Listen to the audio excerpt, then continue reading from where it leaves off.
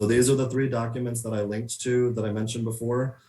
Here as well, if you're interested in reading hundreds of pages of feedback, I have broken down student, employee, and caregiver no's, yeses, and undecideds. So you can kind of hear those voices and why they voted no, why they voted yes, why they were undecided.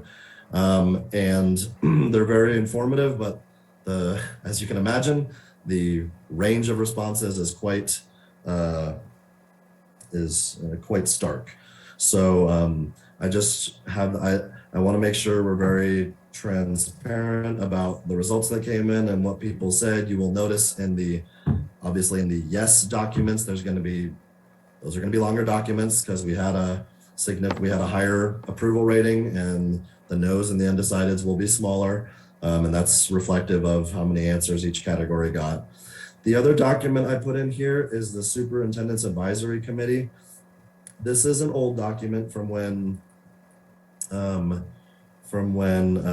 Zander was the principal back when it was either Wells or Wendover when they went to, I guess it would have been Wells because he was gone by the time Wendover. So this would have been for Wells, I believe.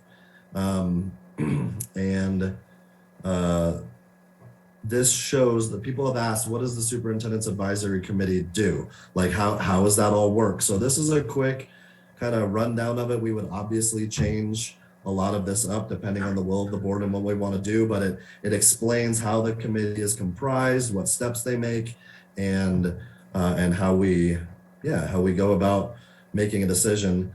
I bring this up because often, or I guess in the past, when we've had this item up for discussion with previous schools, the Superintendent's Advisory Committee would convene anytime you're making a second order change. So something that's very significant of a change, then that would be worthy of going to the advisory committee. And then that committee would do a vote and present you with the vote. In the end, you as a board still get to say, whether we say, yes, we recommend moving forward with 4-day for all of Elko and Spring Creek, or for the whole district, or whatever the advisory committee says, you as a board still get to decide.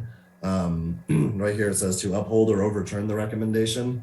But that has typically been the process for making a change of this magnitude.